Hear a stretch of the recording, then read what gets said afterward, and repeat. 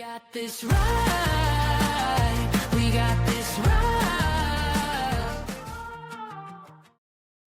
Hi, Pickle Pals, and welcome back to We Got This Right. I'm Kaylee, joined here by Julia. And we are back for another episode. So we want to shout out our new followers. We've seen a rise and increase in followers and likes and comments, and we really, really, really appreciate it. Definitely, any share, any comment, any like definitely helps boost our podcast and our listeners and gets us out there for other people to hear. So we really appreciate that. Yeah, welcome. Welcome. And I think you had a shout out. I do. So one of our listeners, Amanda. Hey, Amanda. Woo-hoo. She's a friend of mine from back in Washington. But today I checked the mail and I got the cutest letter in the mail on Highland Cow Stationery that she went out and got to do one of our assignments when we said to write someone a letter. So she wrote me a letter. That's so cute. Yeah, to do one of our Pickle Pal assignments, and she sent me the cutest letter. So thanks, Amanda, for doing the homework. Thanks, Amanda, for being a listener and always chiming in, and love you. Yes, I really appreciate it because anytime we post anything, she's there. I'm like, oh, Amanda. So yeah, that's really sweet. But if you haven't get mail, it's like fun. It is. And, especially not a bill, junk mail. So that's really sweet. And if you haven't done it, you should do it. Yeah, I need to do it. I have cute little stationery my mother-in-law got me with my name on it. So I should send some stuff. Oh, yeah. Was that one of your graduation gifts, right? I don't know when it was for, but it's super cute and has like little flowers on it. All right. So our last episode was about the Lindsay Clancy case, if I can even say that right. And I think because it's so popular right now and everyone's kind of following it, it's just crazy, that what actually happened and not knowing who did it and how they did it is definitely kind of sensationalized in the media right now. So I think knowing that it did get a lot of listens and a lot of reviews in something that we did a little bit different with our podcast, I think we will do some case reviews or we'll do. It's not going to be our niche, but I definitely want to tell you about Israel Keys. Yeah. So we'll just throw some in every so often. So yeah. So if you like that, definitely wait. There'll be more. Yeah. And then we've talked a lot about book club. So we definitely want to do that in September. So we'll be sending out details about that. And if you're interested, definitely let us know. And I think we'll put out a poll a little bit before September just to see, we'll vote on a book. So we have some book recommendations. Yes. If you have some, send them to us. And then Keely and I will kind of sort through the recommendations, maybe narrow it down to 3 or 4. Mm-hmm. And then we'll put a poll on it. And then we'll do through our Patreon a book club for the month of September. Yeah, that will be a lot of fun. I've been waiting. So, but yeah, so in a couple weeks, we will get started on that. So I think we'll jump into today's episode. And today is kind of aligned with something that just came out. I've been wanting to watch it. It's the Travis Barker documentary. Mm-hmm. And if anyone knows Travis Barker, he was in a plane crash in 2008 where 4 people died. I think he was the only survivor. There was 2 survivors. Mm-hmm. And it's called Louder Than Fear, and it's on Hulu and Disney. It came out just a couple of days ago. So we had yesterday or 2 days ago. 2 days, yeah. And I really want to watch it, and Same. You really want to watch it. He was in Blink 182, so he was the drummer, if you are familiar. But yeah, I think he didn't fly for 20 years. Yeah, 18 years. Some crazy amount of time, and he finally just got back onto a plane in 2021. So I think it's interesting, though. I'm excited to watch the documentary, too, but I also just listened to him on a podcast, which is kind of how this came up. But he said that being in the hospital was kind of his rehab, too, because he was using a lot of substances pre-plane crash. And he underwent 30 surgeries in 6 months, but he had to detox that whole time, too. So, he's in and out of comas. And so it also, in a weird way, got him sober, saved his life in a different way. Mm-hmm. But he had 63% of his body was burned. And yeah, there was a lot, for a long time, you didn't hear about him, see him. It was a lot of recovery, and some of his best friends were on that plane with him. And he was already afraid of flying. So he, got on this plane, already afraid of flying, got in this really bad plane crash on takeoff. Yeah. And it's kind of my thought on all of this is what happens when the thing that you're afraid of, plane crashing, actually happens. So it kind of justifies that your fear was real. But I mean, statistically, planes are safer than cars, but I mean, planes, when they crash or something happens, takes out more people, right? So it's worse in a lot of ways because of the casualty, Yeah. I think, you know? And he talks about he would take the Queen Mary over, like he would be on a ship Oh my gosh, a boat. to travel. He'd go on a boat to go to Europe to tour or whatever. So he talked about that on the podcast too. But because my ex-husband was in aviation and we had a small plane out when we lived in Washington out at Pierce County Airport, one of our friends crashed his plane. Thankfully, both passengers survived. They landed upside down, but near Mount Rainier, and they just happened to land in like a clearing. Wow. I know, because that too, luckily, they knew that they were in engine failure, and so they were able to try and look for a clearing because he told us about it afterwards. But I don't know. It didn't make me afraid to fly because I still feel like it's safer than driving. But yeah, neither one of them were really hurt or anything either, thankfully. But that's good. Yeah. This one was like tragic because the whole plane burst into flames. Yeah, it was really bad just seeing it on the news. And around that time too, a lot of other celebrities before that, Aaliyah, but a lot of people have, or helicopters. Yeah. So it's just crazy. But I think to all of that is the fears that we live with every day. And oh my gosh, we're trying to be serious here, and she turns on the football game. The Seahawks are about to kick off. Sorry, guys. It's okay. It's okay. So she might be a little distracted. No, we'll keep you posted on the it's score. The kickoff of the season. I gotta. Yeah, it's okay. Oh my gosh, you're so funny. But getting back to serious topic, I think for me, it will be a good episode for like what happens when you have these fears or fears that are very rational that come from things that actually happen in our lives. Like, do you get over it? Do you live with it? Is it a combination of both? So like, how do you proceed through life not letting fear control you? Right. I think is the big question in my mind. Well, and I've had to work on that so much with my kids, especially my oldest. Like his biggest fear was near his dad passing away, and then his dad did die. And the first thing he said to me in the hospital room was, "I told you so." So working with my kids on, you know, yes, this did happen. Daddy and I didn't plan for this to happen. We would always tell them, like, we're going to be around for a long time. We're not going anywhere. Yeah. And then Robert did pass away. So, like, helping my kids to, like, live every day to its fullest, even though this tragic thing happened. But then now they carry a fear of losing me, which we were kind of talking about before we started recording. Like, my fear is losing them, and then their fear is losing me. I know. And that comes from a very real thing that happened to you guys, right? And even I think as a parent, just in general, that's your fear. It's like something happening to your kids or something happening to you. And it's like, what? Where do my kids go? I know. Do you guys have that figured out? I have it figured out. Well, I did. And now I'm unsure, you know, because life changes so much. And then you're like, wow, like I want them to stay where they are. And our family's far away. So it kind of changes dynamic, but I do need to like document it. Because the last thing I want is the courts figuring it out. So, And you have it documented? I have a notarized one that says that because after we left Washington, stepmom was saying she was going to try and fight me for custody. So I have a notarized document that there's 5 copies of saying that if something happened to me, my kids go to Brooke and Melissa and they will figure out what to do with them. But I'm in the process of finally getting like a full will done, and it'll say that my kids go to my brother.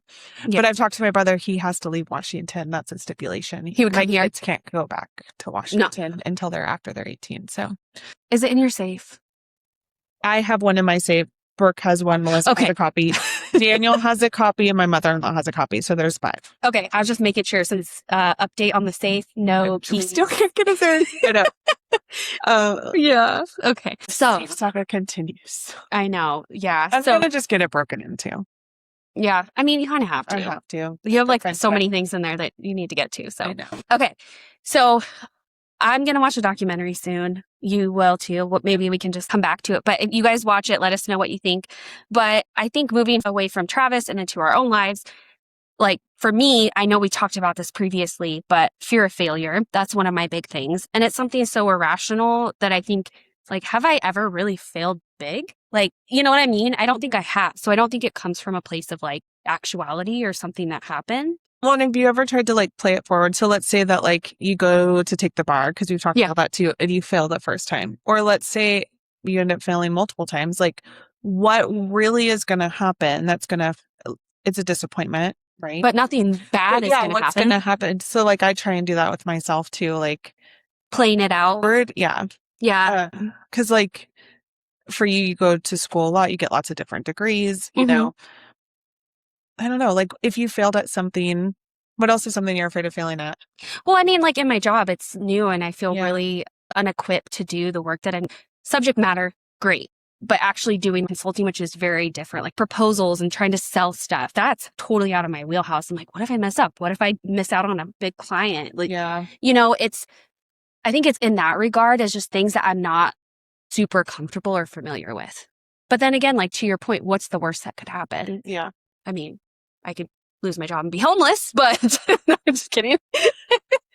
I would just come live with you. No, The loft and the spare bedroom. yeah, You guys, but there you go. Do you have any fear of failure at all? I don't think so. No? I mean, not in like an irrational way. I mean, no. No. What about fear of change? Like not knowing what happens next or not things happening. You just kind of go with the flow. I go with the punches. Yeah. Yeah. Who was I just talking to that? Oh, at my new job, we were walking out like last week and she's like, oh my gosh, it's chaos here. We have so much to do because I work at a school now, guys. We haven't officially started school. We start school next week and we're trying to get everyone's classrooms and they did because I'm new, but a big shuffle. And we were leaving last week and she's like, oh my gosh, it's just chaos, blah, blah, blah. She's like, are you overwhelmed yet? And I was like, no, I just feel like things have a way of working themselves out. Like, It's going to be fine. yeah, you know? it'll be fine.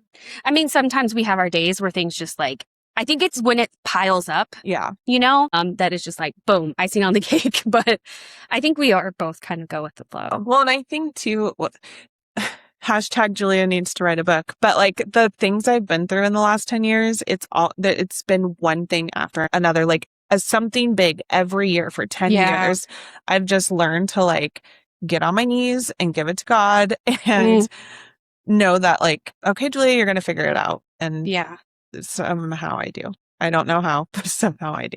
Well, and I think to that point, like especially if you are religious, the plan is bigger than you. So what's the point of worrying about it? Yeah. You know, and easier said than done. Yeah. But yeah, just kind of going with the flow. What about fear of rejection? Maybe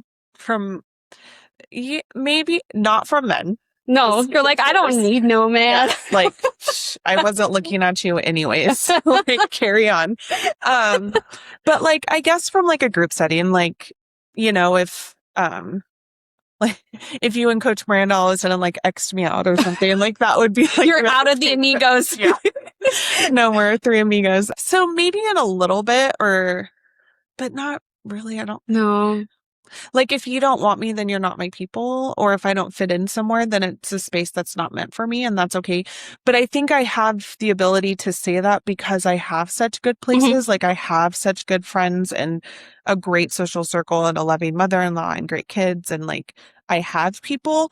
But if I had no one, I think that fear would be heavier. But because I have such a good social circle and so many people that love me, that if I'm rejected by a person, place, or thing, like, whatever. It is what it is. Yeah. Well, I feel like too, you've been dealing with that in some ways a lot, but I think you just continue to show up. And like you said, if it's not meant for you, that is what it is. And I think when you are comfortable and you do have support, like it's their loss. That's how I've always felt it, like, and thought about it is, you know, like we've both been divorced and we've both been through really hard things, but at the same time, it's like, well, then it wasn't meant for me. Yeah. Or like, it's your loss. So we know the value that we have. Fear of starting over. I don't think so. Because we both have. So many times. Yeah. Yeah. No. Fear about our kids. We already touched on this, but yes. Do you think though, fear or worrying about your kids, do you think it influences the way you parent? Yeah. Yeah. Do you? No, I don't think so. But I also haven't been through a really traumatic thing like you guys have. You know what I mean? Because you have to be both parents and you have to consider what they've been through in every scenario. Well, even with Bailey right now, I was thinking about this. Well, I've been thinking about this a lot lately with certain situations, but I feel like I hold her back. Like she just wants to be boldly her and like beautifully her. And I think she's amazing, but there's people in our lives who don't see her as amazing. And so I try to hold her back so she doesn't put herself in a place where she could potentially be hurt. I know without context that might not make a lot of sense, but I don't know. So yeah, it does. Like then I get on myself because I'm, you know, I feel like everybody should know her. She's freaking fabulous, but then I tell her like, oh, tone it down, or don't be a part of this group chat because it's, I don't know. But then am I protecting her? Yeah, I think it's a fine line. It's a delicate balance because you want your kids to be liked, you want them to fit in, but at the same time, to your point, you want them to be themselves. And I think as a parent, we want to protect them from everything. But sometimes I think we learn really good lessons. Like you've learned that if a space isn't for you, then it just isn't for you and how to move on. But you learn that through things you've been through, right? Yeah. So if our kids don't experience those things or rejection or this or that, then are we protecting them or like I know, hindering them? I don't know. I know. No, I don't know. think about this all the time. I know.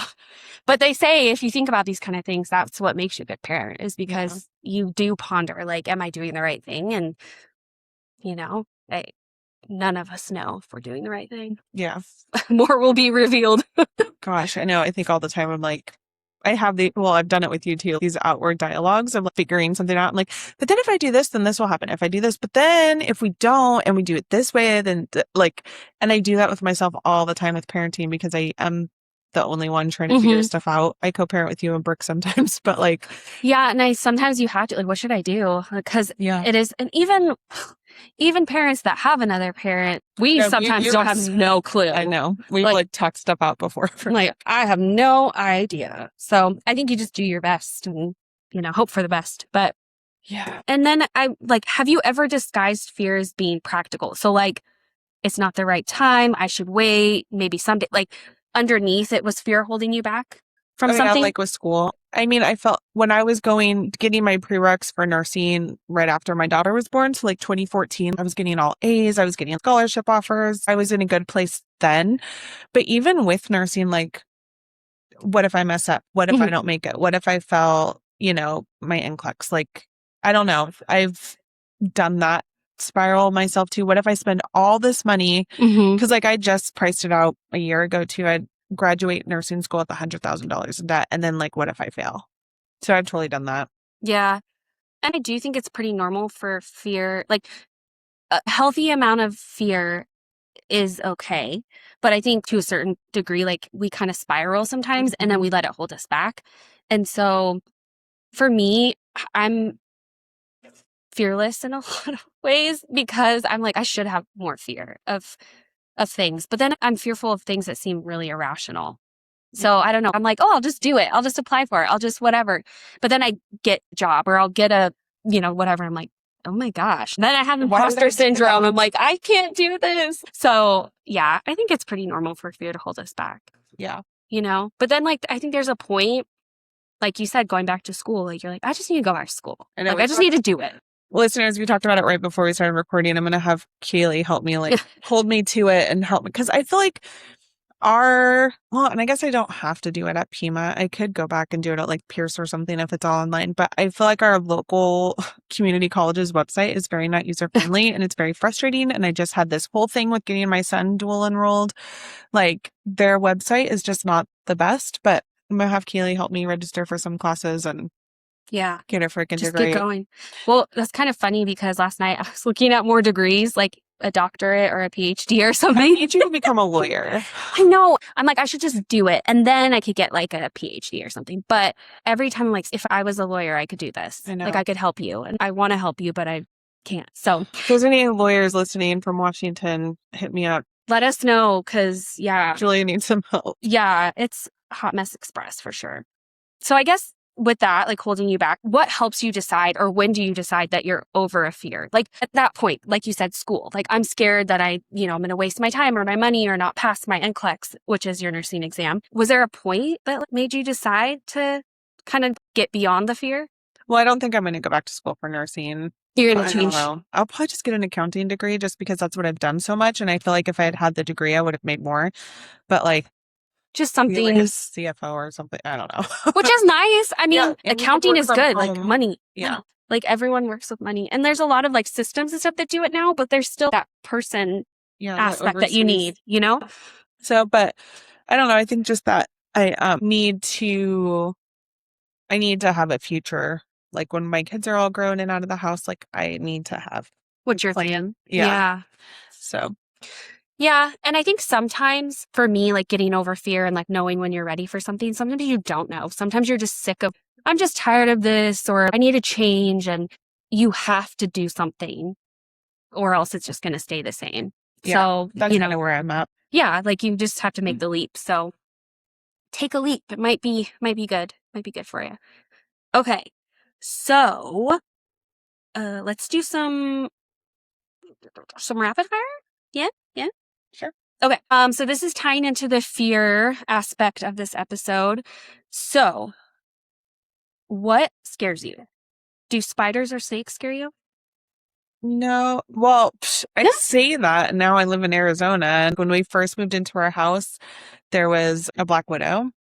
So I say that they don't scare me, but I also live in a place where they can kill you. So if I just saw a spider that was like a daddy long leg, or we have those weird, cool looking tan ones. I can't think of what they're called, but like they don't scare me. Like, whatever, go do your thing. But Well, that huge tarantula I found on my back door, yeah, it was literally the size of my hand. yeah. Like, I'm But okay. tarantulas can't hurt you either. No, but I'm okay unless they could take up my whole face.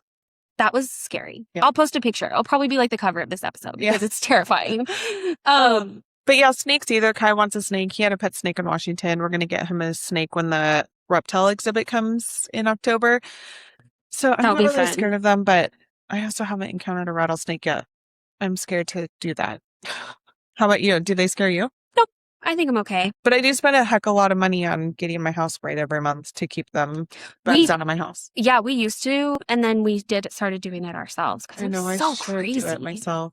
Yeah, you just get like a little sprayer and just. Heights or small spaces? Nope. I'm claustrophobic. Really? And it's not even that small spaces. It's stupid things like I can't get my shirt off. Like I'm stuck in a sweater. You know what I mean? Just like you can cut it off. Yeah, I'll just cut it off. I will say, so Brooke, shout out Brooke. When we were in Costa Rica, we went ziplining, and me and Melissa are like fearless. We're both, I think in one of our podcasts, we talked about who's the person you'd call to do something like right. It'd be Auntie Melissa. She and I will do anything once, just about like. So, but we were going ziplining, and Brooke was like, I'm not going to do it. I'm not going to do it. I'm so scared. She was shaking and crying as we were getting our harnesses on.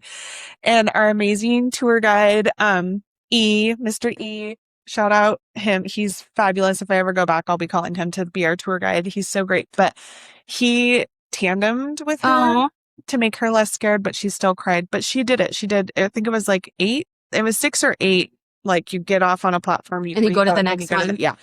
And Brooke did all of them. And because she had someone with her, she got to do cute flying Spider-Man. She got to do all these cool moves that me and Melissa couldn't do. But do you have pictures? Overcoming her fear. I have pictures of us ziplining too, so we should post those. Yeah, oh my gosh, it's so fun. So yeah, not heights, not small spaces. Like, you're fearless. Ocean or outer space? No.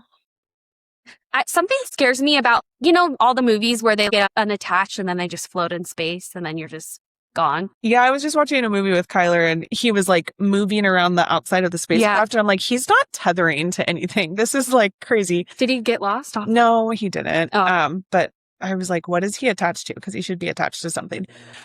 No, but in the ocean, I mean, I will say the ocean, because it can be unpredictable. Like when I'm there with my kids, like when we were just in South Padre Island, I would freak out if I didn't know where one of them were. And I'm like, you stay right next to me. And the water there is fairly calm, but we've had a lot of almost drownings in San Diego lately. And so am I afraid of the ocean? No, but I do think we need to respect it and be aware. And I was on heightened like mom alert when we were in South Padre Island. Yeah. And then I see, which I'm not judging because I've had a sober journey, but like we're there for the 4th of July and there's all these parents just drinking with their buddies and their kids are way out there. That's so scary. And I feel like I'm watching their kids. So I'm watching my kids. I'm just keeping the mom eye on everybody. Cause I'm like, if something happened to this 6-year-old, their parents are so far away.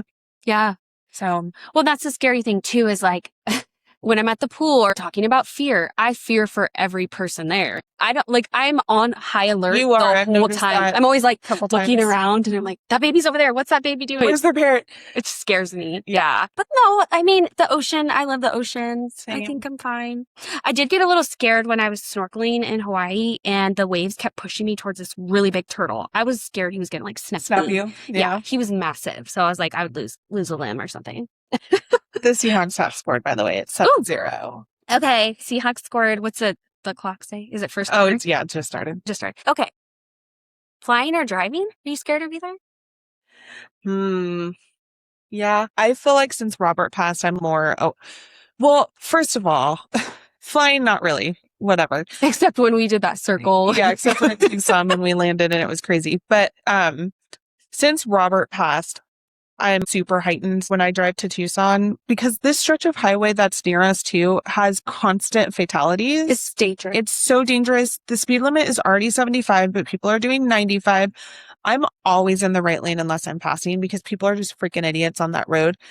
But I've also been rear-ended like 4 times in my life. So I'm always watching my rear view mirror. And like I've been on I-19 and pulled off the shoulder to let a car pass me that I thought was going to hit me. So I fear ish, but like definitely super alert because I'm like, you hit me at 95 and we could all be dead. Well, that's the thing. The speed limit's faster, and because of the weather, there's a lot of motorcyclists, and people just drive crazy. Like even when you're going fast, they're going faster. But then when we were in Texas and there was stretches of road where the speed limit was 80, and I don't feel like people were driving like maniacs like here.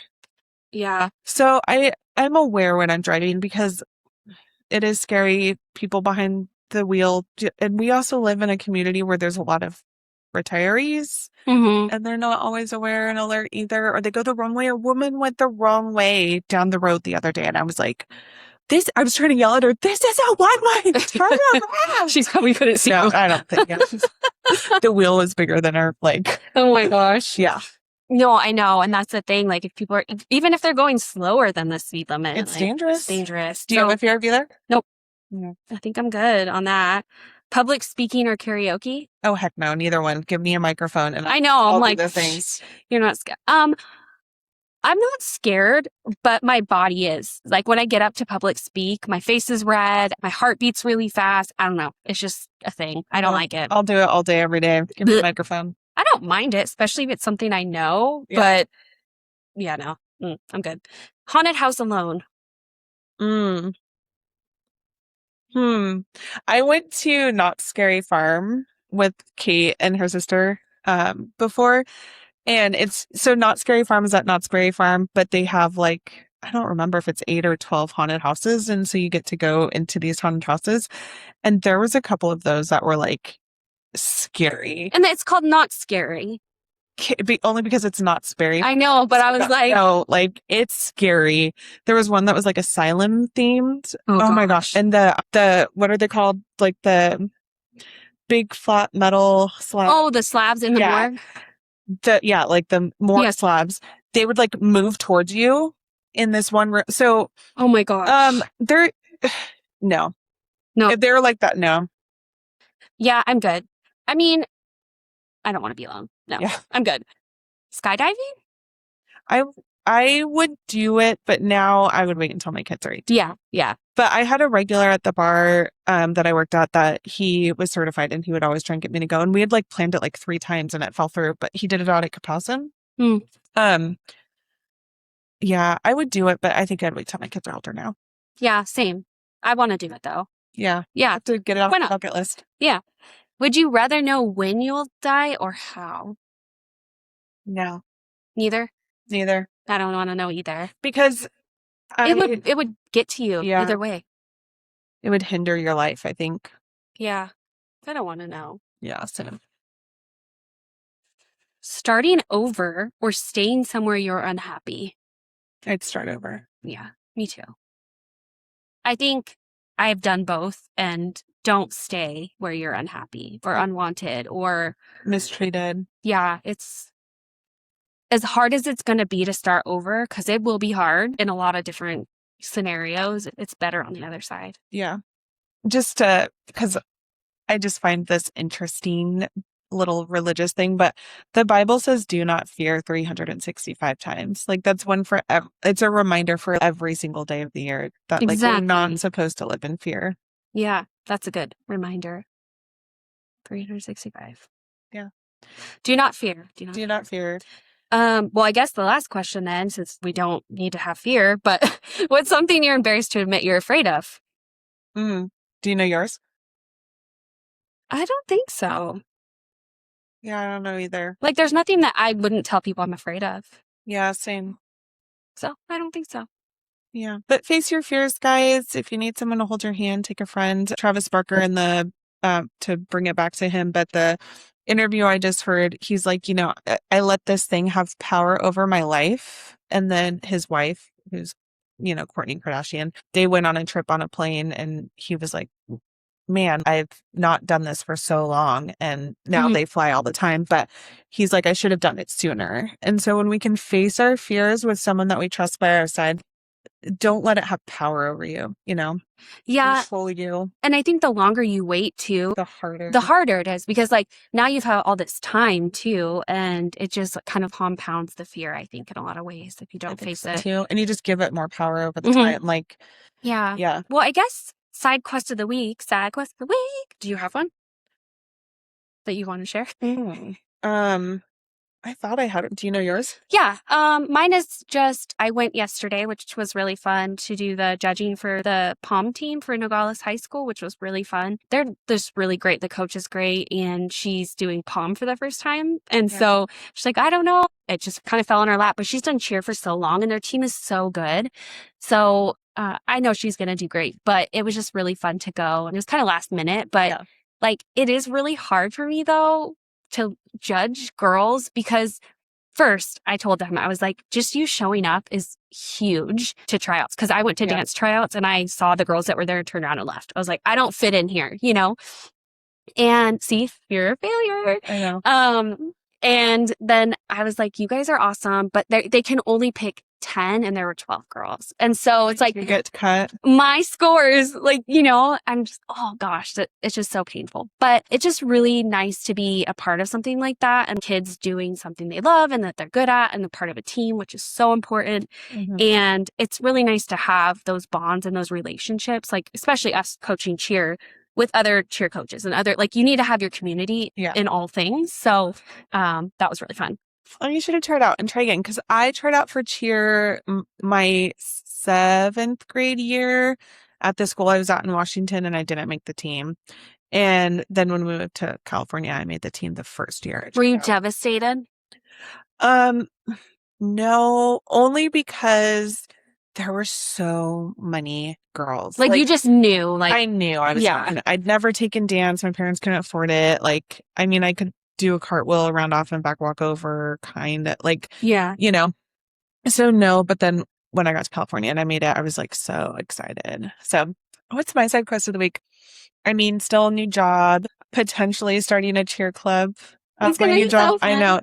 So I got asked this week, you guys, to like start a cheer program at the school that I'm going to be working at, which we would open up to siblings and homeschoolers. Because out here, our homeschoolers, they used to be able to do pay to play, which is they would pay to be able to play a sport at the local district. And they've since gotten rid of that. So a lot of our homeschooled kids, which we have a big homeschool community, those kids can now not play school district sports. So there's a big opening in that field. So potentially doing a cheer team that would be open to not only our school, but homeschool kids and then siblings of either. So I'm going to start that, and then potentially a drama club. That'll be fun. And the drama club, I've been doing so much research. And then I remembered that someone I grew up with, she is like a phenomenal drama teacher out in Texas. So I might reach out to her and be like, get some tips and tricks, and like, what's the first thing I should do? So I might reach out to her. But I think in one of our podcasts, I said like I wanted to be a drama teacher. So I'm not a teacher, but this is kind of the next best thing. And potentially making a drama program. I was talking like we could do a play and like, have people come, and you should go to school to get like a teaching thing. I know, but they make $0 out here. Do you know what they make out here? Not a lot. Wow. Yeah. Well, I think a lot of places, I mean, everywhere, teachers are underpaid. If I had a husband, I could live on like a teacher's salary. I'll be your husband. I don't have a husband and don't know if I want one. So no, I know. Oh man. I was like, yeah, then you could totally like be a drama teacher in the district. Well, they don't have drama. So me and my daughter take voice lessons from a lady out here who's phenomenal. And she is a teacher. She's could do music or theater. And I was telling her how there's not technically a theater program out here. The two high schools kind of do it together, but it's kind of a volunteer program from the Hate Productions kind of goes out there. And aren't they from Tucson? Or are they here? They're here. Okay. Yeah, they're here. They're over by where we did Tumble. Okay. But it's like a volunteer program. So we don't even have a drama program. And so the voice teacher that we see, her and I were like coming up with kind of like a proposal for her to take to the district to try and get drama in our That'd be cool. schools because we don't technically have it right now.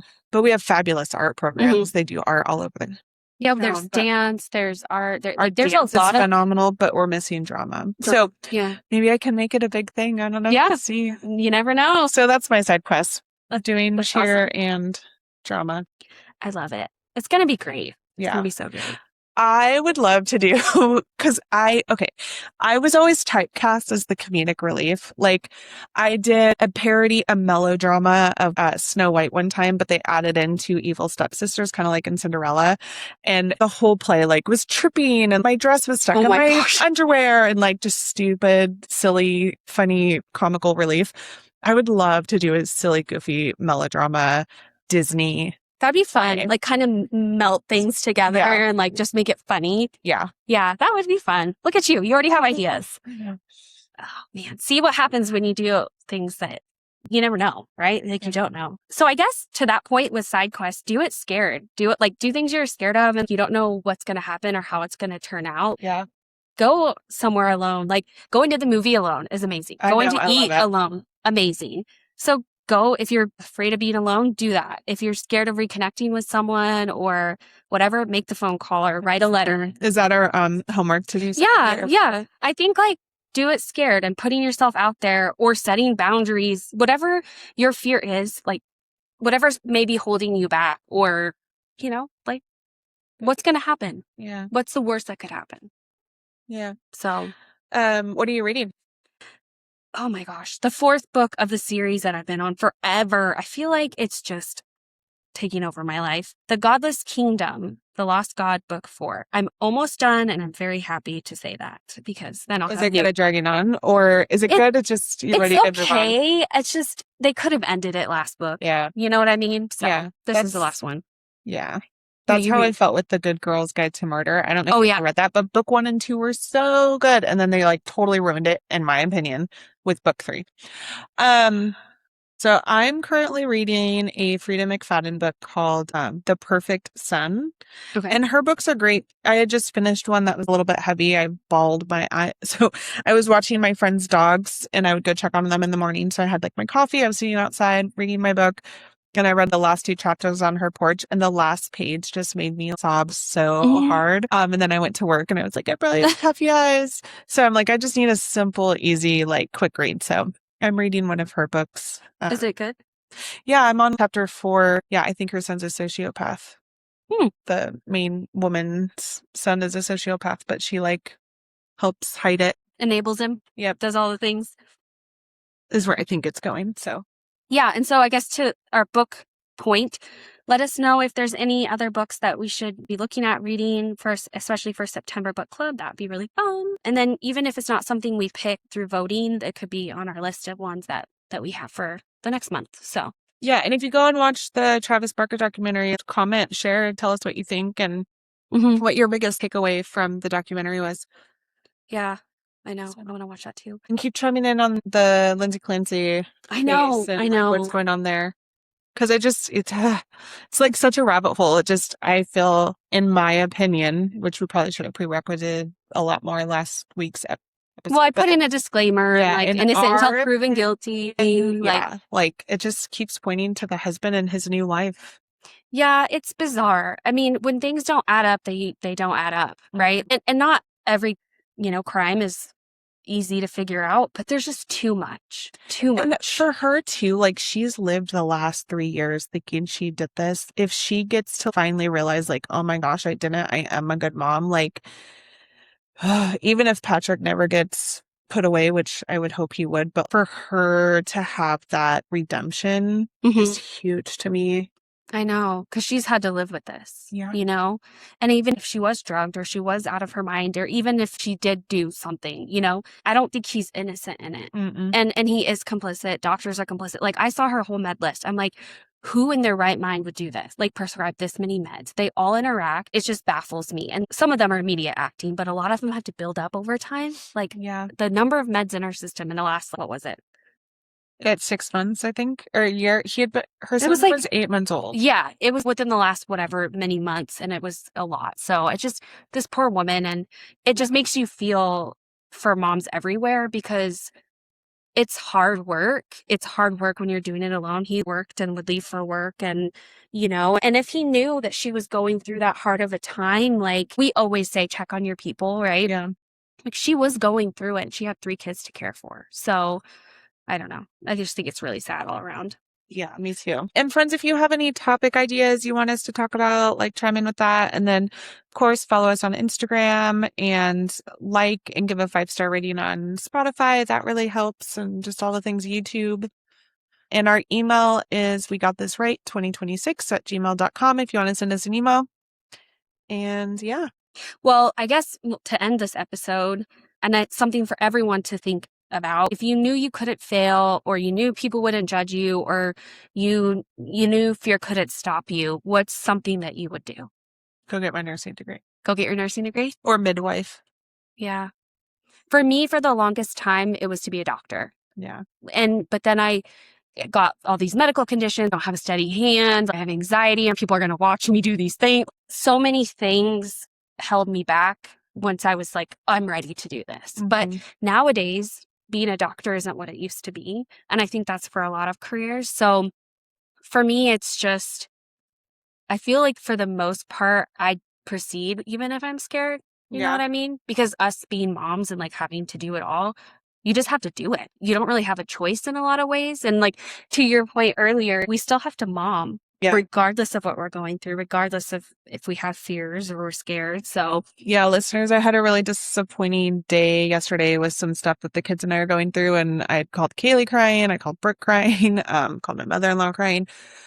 And I think you were like, what are you going to do? And I'm like, I'm going to go home. I'm going to get the kids fed. I'm going to go to bed early. And then I'm going to wake up tomorrow and do what I need to do. Because my son had a band thing today and my daughter had cheer. They really needed to go to Costco. And yeah, just like, I don't have a choice. I have to. I know. I'm like, what do you need? Anything? It was like, no, I'm just going to lawyer. A lawyer. Yeah. If you know a lawyer, please. A good one. One that's I need a Reddington. I was thinking that last night. Oh my gosh. I'm like, I need a Reddington amazing. who's going to look at us and be like, everyone has failed you.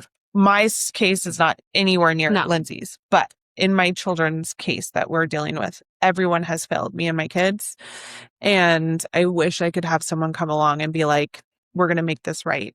Mm-hmm. And we don't have that. But I was thinking last night, I'm like, I need a Reddington. Well, and I think he's special.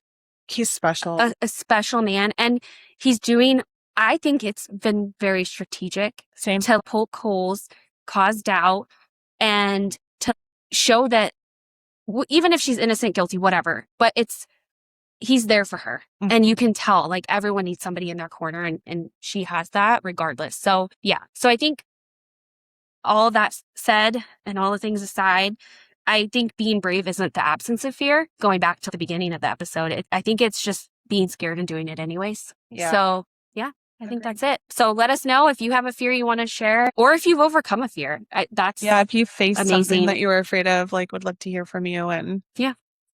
We got this. Right. Bye. Go Seahawks. Go Seahawks.